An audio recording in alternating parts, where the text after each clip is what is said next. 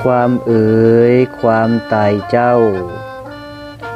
ภัยเล่าจะหนีพ้นเกิดมาเป็นคนต้องผจญกับความตายบ่เลือกที่ฮักมักที่สั่งบ่เลือกคนดังหรือคนด้อยเทิงอันกำหนดเป็นอันต้องพลอยลาลับไปตามกาลอันว่าชีวิตนั้นบ่นานก็ต้องจากความสุขความทุกข์ก็ต้องพัดพากเหลือไว้แต่ความดีถึงห่างกายจะดับสูญแต่ความทรงจำจะคงอยู่